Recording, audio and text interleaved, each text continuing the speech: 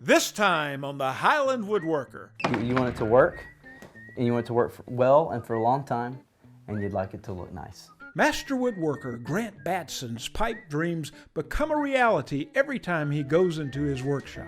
The pipe making was kind of a strange, out of nowhere transition. We'll take you inside and show you how he makes these marvelous masterpieces. Plus, now as long as you know that you're good down here and it's not going to move, then you can start ironing on this end.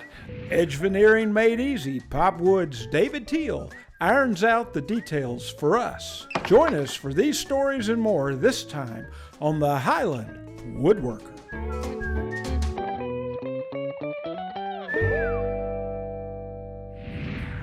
Hello, I'm Charles Brock and I'm a Highland Woodworker. I just love coming to Highland Woodworking in Atlanta, Georgia. It's where I get all my fine woodworking tools and a great woodworking education. Pipe making has been around for a long, long time, but what we're about to show you aren't your grandfather's tobacco pipes. These artistic masterpieces are from the hands and creative mind of Grant Batson. We recently spent the day with Grant at his Tennessee home and workshop just outside of the Music City. And did I tell you, he spent years making beautiful guitars. Here's our moment with a master, Grant Batson.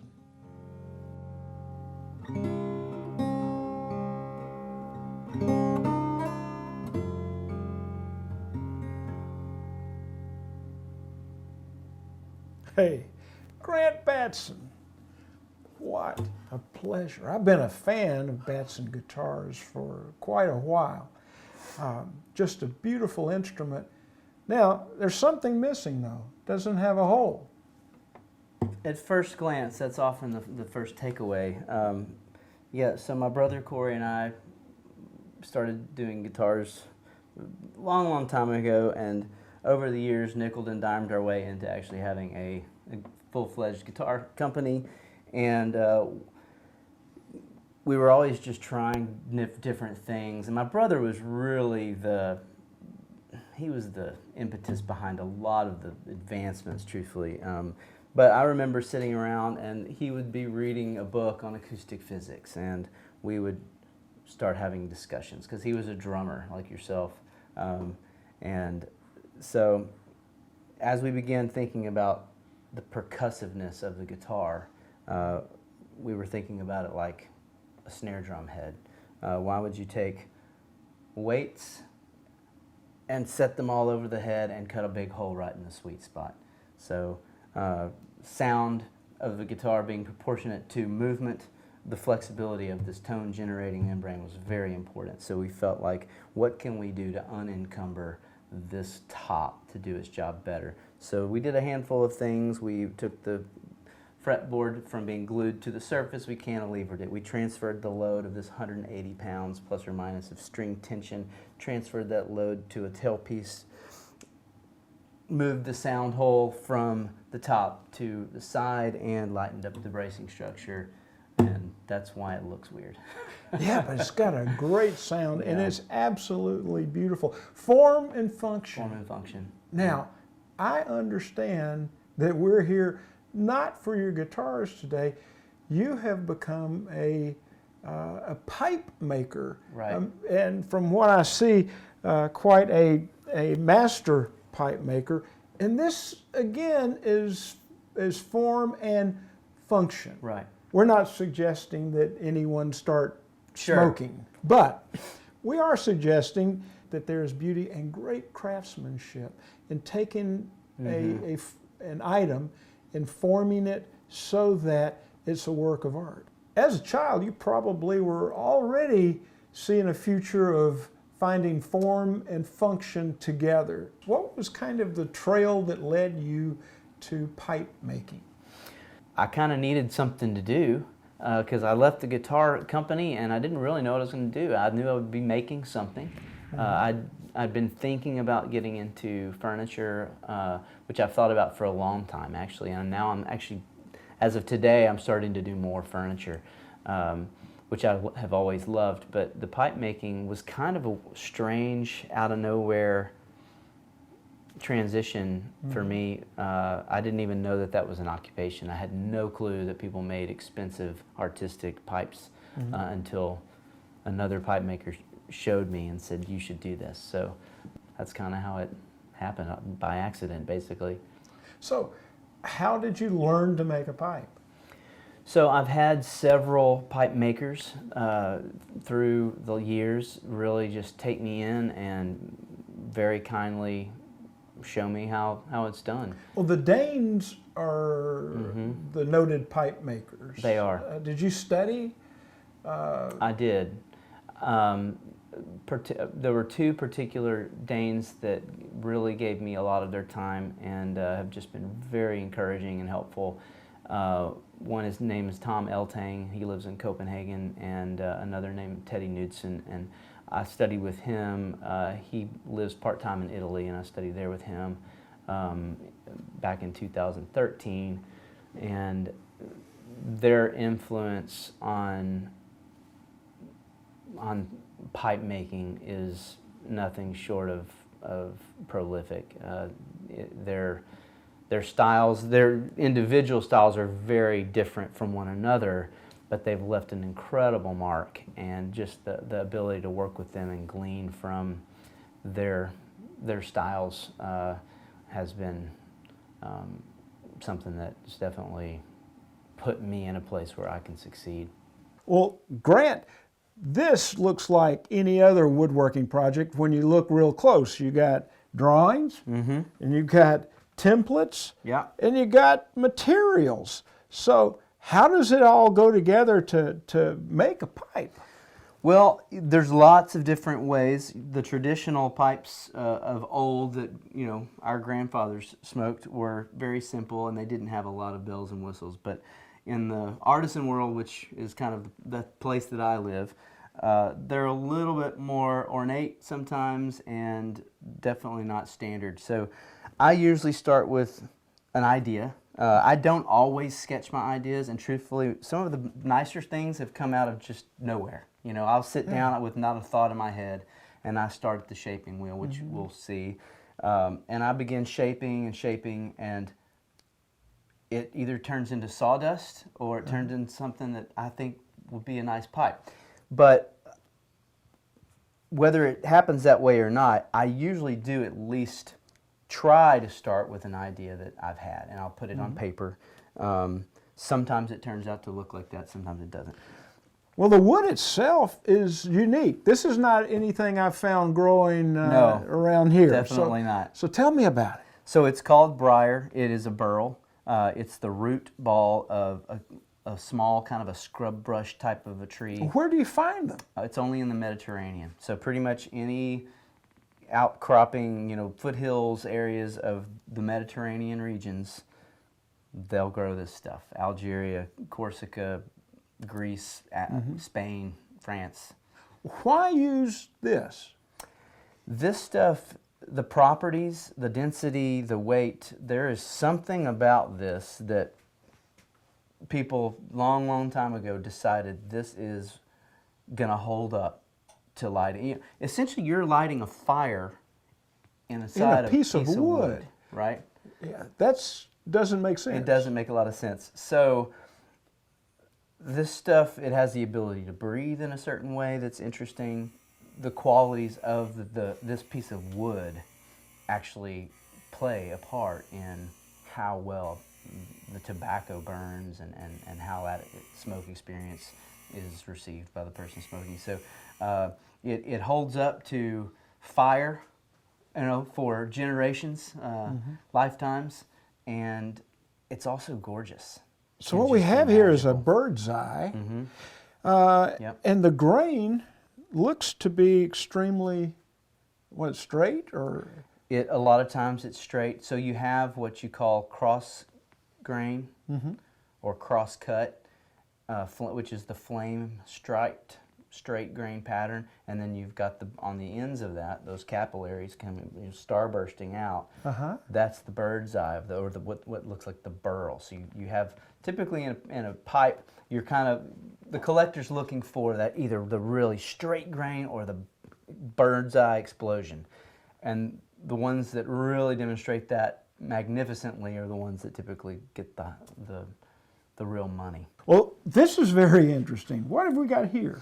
So bamboo, and when we use bamboo in pipes, we almost always use the root of the bamboo, because the root of the bamboo looks like bamboo, except it's underground. It's just there's more density to it, and it's going to hold up a little bit better. But in fact, I've even got some. This is called Buddha bamboo. It's this is something I harvested in South Carolina.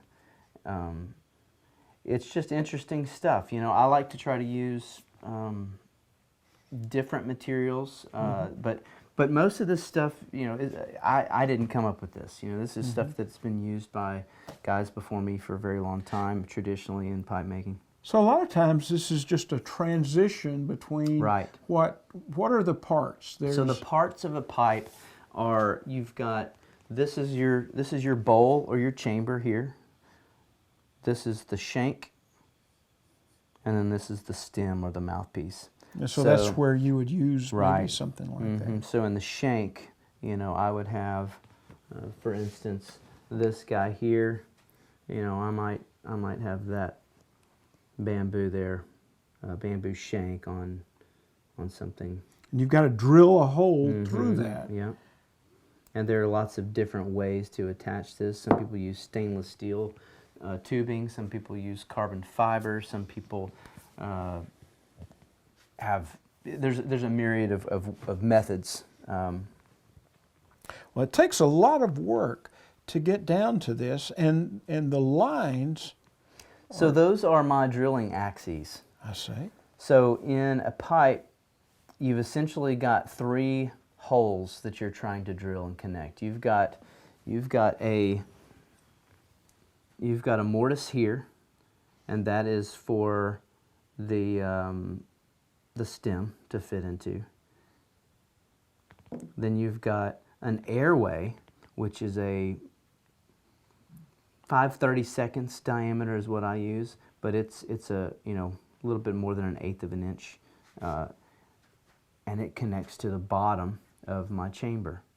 So I've got I draw my axes on there so that I can align all of those so that they perfectly line up, because airflow is everything in the pipe. You want, you don't want turmoil in there. You've got condensation building up, and you've got lots of different weird little things that happen if the holes aren't the right sizes and they're not aligned properly.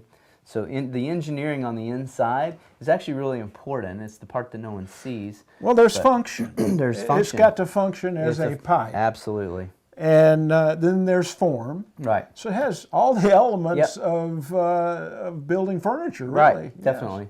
Yeah. You want it to work, and you want it to work well and for a long time, and you'd like it to look nice. All of our lives have pages, and they turn. And you've built great guitars. You've been involved in the highest echelons of pipe making. And now you're, I understand, going to give something back. I was presented an incredible opportunity. There's an organization called Narrowgate, and they are a program. It's a Christian discipleship program for young men between 18 to 25 who've just really struggled to figure life out. One of the components is giving these guys skills, teaching them craft, woodworking, leather work, metal work, and I'm actually trying to also introduce some other things, electrical and plumbing and things that are just dying. There are trades that people don't know how to do for themselves or in the marketplace, and so the hope is to be able to bring an educational curriculum to Narrowgate now that's taking it a step above what they're currently doing. And currently they're already doing these things, but we're trying to really ramp it up and give these guys some real problem-solving skills, real design skills, real hands-on knowledge of tools and the way that they work. And building confidence, which is... You know, there's nothing like thinking, I built that, I made that, I designed that. And woodworking can really improve your self-esteem. I 100% agree. It's exciting, and it's exciting to see these guys' confidence grow, and these are brilliant young guys who don't know that they're brilliant. And so this whole process of them figuring out that their ideas are valid, that they can make mistakes and that it's okay, that they can learn from them. And that to me is the thing that's exciting for me. That's the reason I get out of bed now. Well, and that is the Grant Batson legacy. Yeah.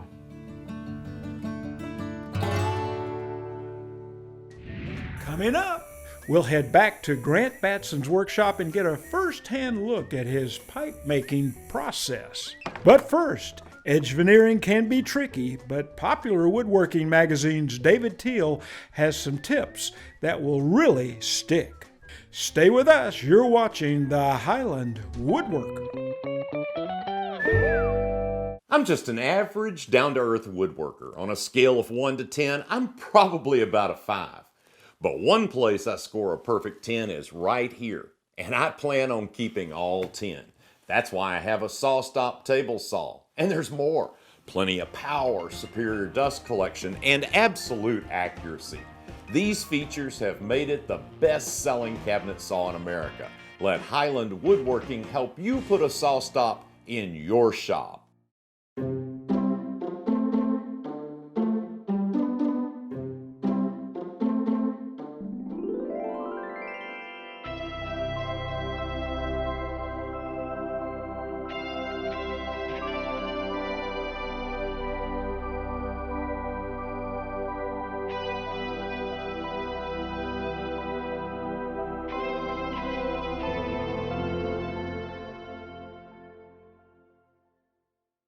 Whiteside Machine Company has been in business for over 30 years providing customers with quality router bits. Fine Woodworking Magazine has declared Whiteside router bits best overall and best value when compared against 17 other brands. No matter the router application, they have the type and profile of carbide router bit you need. When you put a Whiteside router bit to work in your shop, it is guaranteed to make you smile. Woodworkers count on American-made forest saw blades for smooth, quiet cuts every time, without splintering, scratching, or tear-outs. The famous Woodworker 2 is the all-purpose combination blade. But for special cuts, Woodworker 2s are available for cutting dovetails, for flat-bottom joinery. A 30-tooth blade is perfect for ripping, a 48-tooth blade for superior crosscuts, and a finger joint blade set. There is a perfect Forest Woodworker 2 for every table saw cut. Highland Woodworking has been a leader in woodworking education for more than 30 years. They offer all kinds of woodworking classes year-round, ranging from how to hand-cut dovetails and mortises to how to sharpen a plane or a chisel, how to build a cabinet, a chair, or a bookcase, or how to turn a wooden bowl. There are classes on wood finishing, French polishing, and even antique furniture restoration. For a list of upcoming classes that may interest you, just look in their catalog or go to highlandwoodworking.com.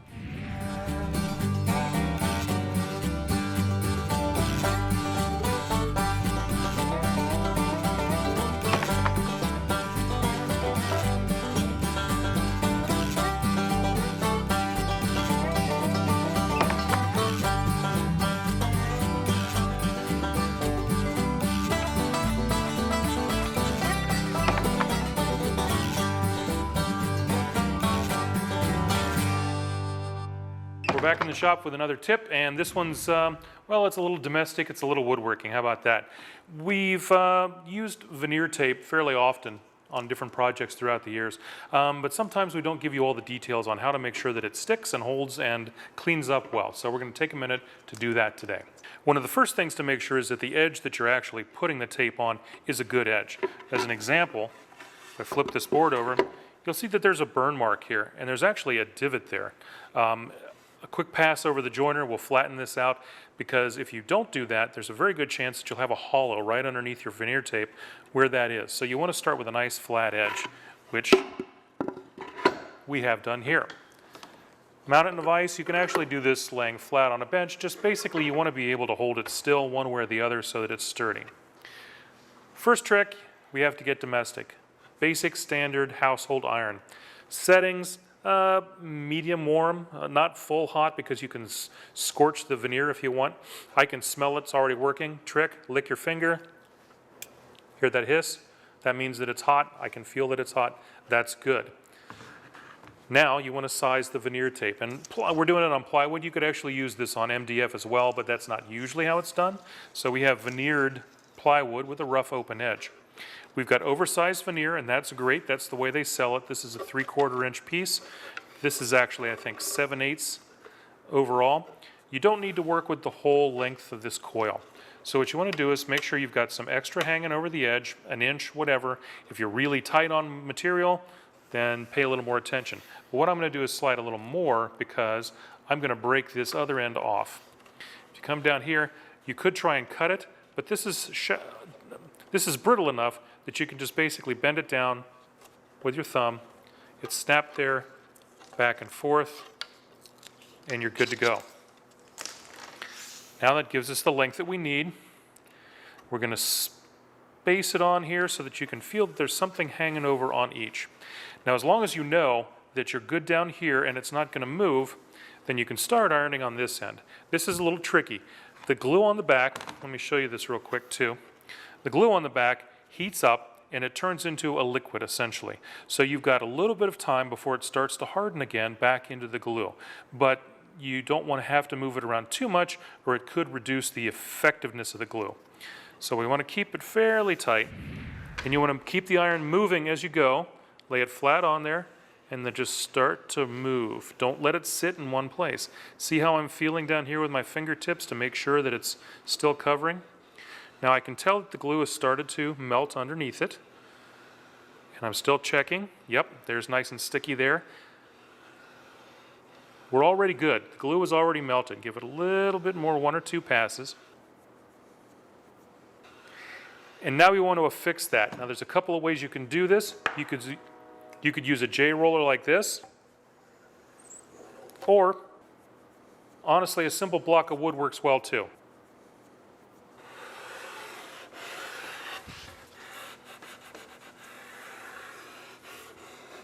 You want to do this while it's warm, before it's started to dry up. And once it's tight, you can use your nails, click along it. I don't hear any hollows. That means we've got a good attachment, but it's still warm. So we want to let it sit for about a minute, and then you're good to go, and we'll show you how to clean this up.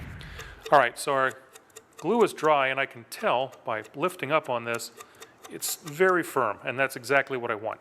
Now, to clean this up, obviously we have overhang all the way around the edge of this. There are different tools that are sold with razor blades built into them that'll shear these right off.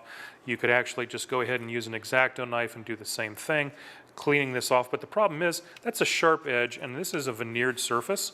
That makes me uncomfortable. It doesn't take more than just a little bit of a slip to destroy the side of this piece. So I'm not a big fan of X-Acto knives, because you can pretty much do everything you need to do with a standard square file. You need square edges, that's the important part, not a rasp, but a file, and it actually doesn't matter too much if it's a mill bastard or just a standard plastic cut, okay?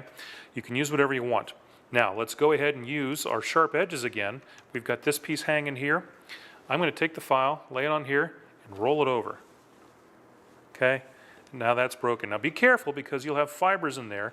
You don't want it tearing off. Give it a little bit of a bend, and then it'll pull down. The glue's on there, we're all good.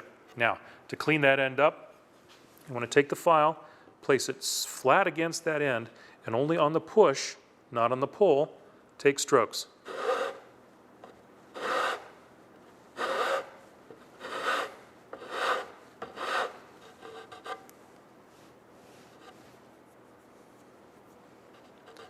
That's pretty good.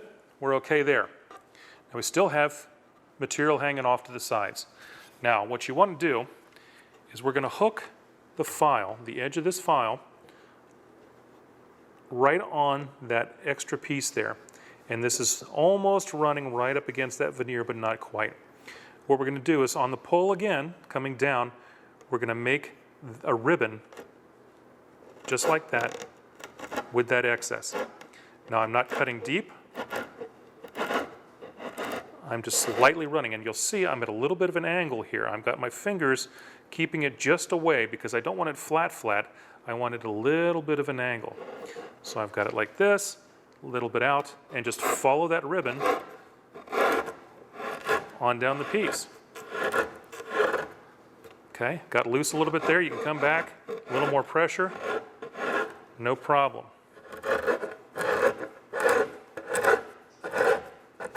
Piece of cake.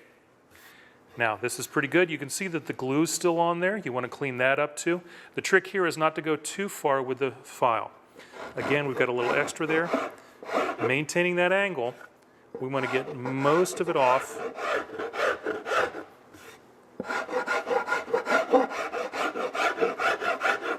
But you don't want to cut into that side veneer. Leave the glue there. You don't have to do everything with the file because that's what sandpaper is for. Once you get it close, then you come back with the sandpaper and finish up that edge. Now you're going to see that there's still probably a little bit of glue on there. The sandpaper may not have gotten all of it, but that's okay. Go a little closer with the sandpaper. Don't go too far. You don't want to burn into the veneer, but a little bit of denatured alcohol, clean that off too, and then dry up and you're good to go. Still ahead, the process and precision of pipe making with Grant Batson. You're watching the Highland Woodworker.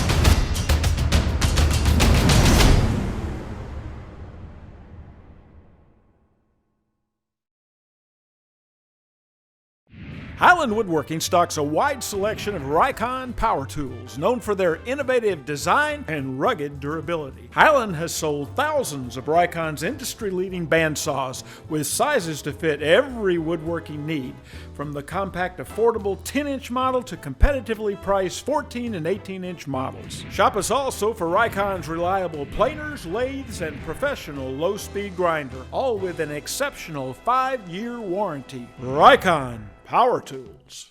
A lot of folks say they just don't make tools like they used to anymore. I don't know, I suppose that's true in some cases. But the good stuff is still out there. I'm talking about the tools that are just a pleasure to use, that are well designed to get the job done quickly and efficiently, and are made to last so they'll get passed on to the next generation.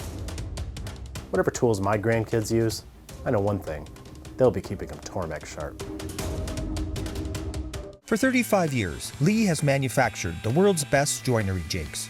From our award-winning dovetail jigs and mortise and tenon jigs, to newer innovations like router table jigs. Easily add strong, beautiful joinery to your woodworking pieces, like half-blind dovetails, box joints, mortise and tenon joints, and through dovetails. Lee, simply the easiest and most versatile router joinery jigs. Sculpture That Rocks is my new show. Watch it at charlesbrockchairmaker.com. I'm going to show you how to attach this beautiful arm at an angle to the back leg. And my tool wall modules helps me organize my shop. Jeff Miller is an amazing furniture maker, designer, and artist. We will visit with him in his Chicago shop. If you can't make it to Highland Woodworking in Atlanta, Georgia, you can shop online at highlandwoodworking.com. They're great at getting what you want to your shop quick. Moment with a Master is brought to you by Highland Woodworking. Fine tools since 1978. Let Highland's legendary wood slicer resaw blade help make it easy for you to get great results sawing thick lumber into thinner boards. The wood slicer is designed to cut much faster, smoother, and quieter than ordinary bandsaw blades. You'll be amazed at how smooth a surface you'll get with a wood slicer. Its variable tooth pattern greatly reduces noise and vibration. Order a wood slicer from Highland Woodworking for your bandsaw today. Well, Grant, I do sculptured furniture, so I'm very interested in the process that you have for sculpting this hard briar. Can you show us? I can. What I use is a very powerful motor with a 7-inch diameter 36 grit sanding wheel. That's pretty much like rocks on a piece of paper. It's, and you want to definitely keep your knuckles away from that thing. It's flying fast and hard, and you can really, in no time, get this thing down to almost finished shape. Well, Grant, on most of the pipes, there's some turning involved. Most traditional pipes were turned. The Danes came in and they began doing what's known as freehand. And freehand it's exactly what it sounds like. They're, instead of putting it on a lathe, they're just taking a block of wood and they're just grinding away and shaping away. And it gave birth to this artisan pipe movement that we benefit from now. But turned pipes are still some of the most popular today and most elegant. They're some of my favorite for sure. Grant, I know that the turning has got to be very difficult. You have something special you use. I do. It's called a metal lathe.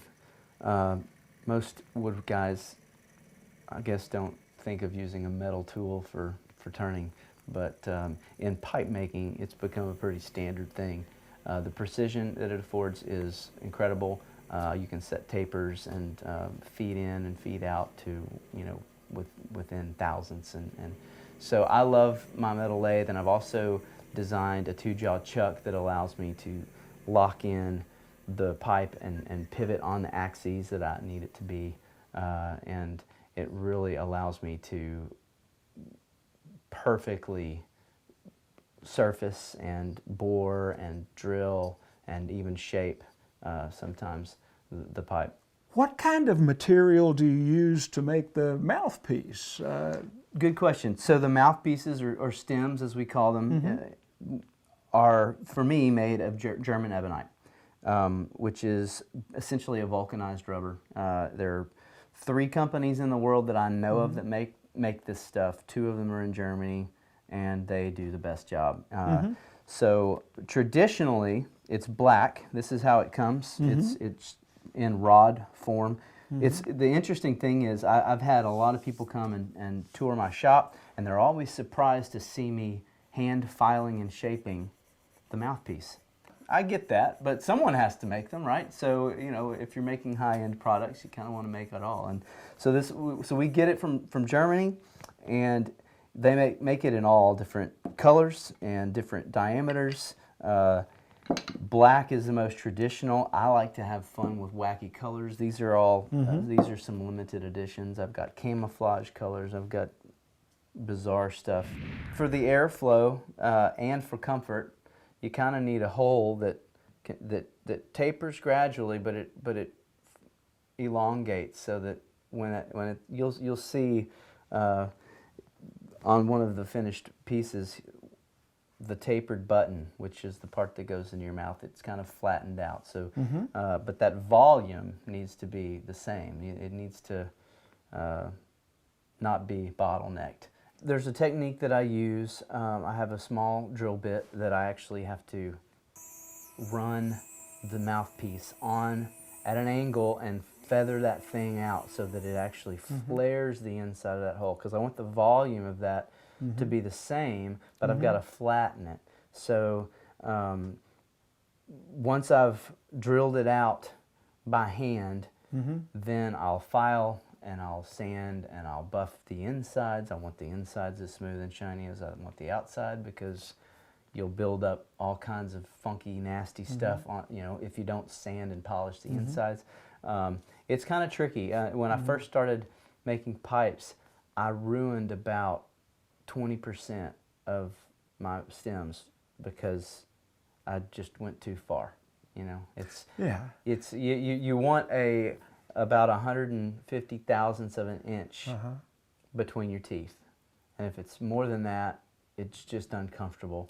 But you've got a slot, a hole in there that doesn't leave you a whole lot of room. Well, thank you so much, Grant. This has really been an eye-opener. Pipe making is something that I can see a lot of woodworkers getting interested in doing something like this. Well, it's been a pleasure for me, certainly an honor. Pipe making is, of all the woodworkings that I've done, and I've done a lot of them, this is by far one of the most rewarding for me. So I appreciate the opportunity to share it with you. Well, we thank you so much. Yep.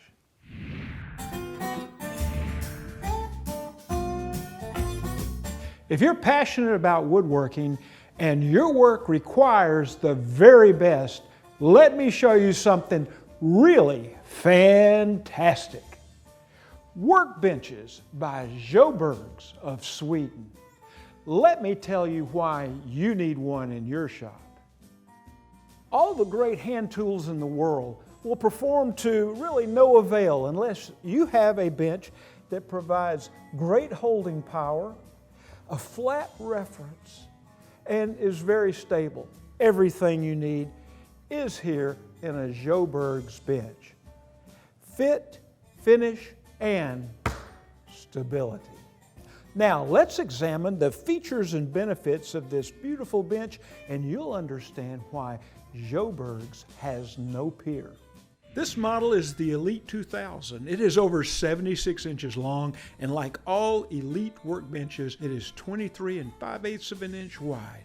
Also available is the big model 2500, which is over 96 inches long, and the 1500 is 60 inches.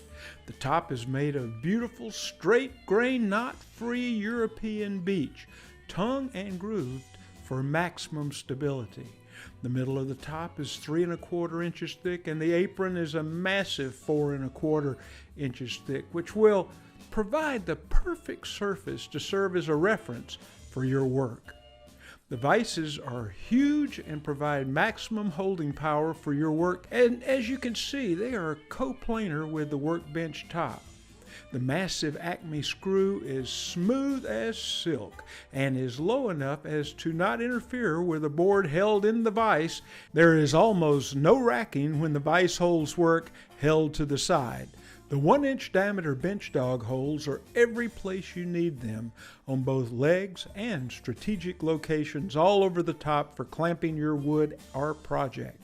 The storage cabinet is a great option. It provides handy storage on top and a cabinet for tools, as well as drawers with full extension slides. And with a working height of 35.5 inches, if that's not tall enough for you, you can get some optional extensions that can raise that height. And speaking of options, there's a metal anvil that you can attach to the bench, and there are various hold downs and other options available. You can get yours at Highland Woodworking. I recommend Sjobergs of Sweden workbenches.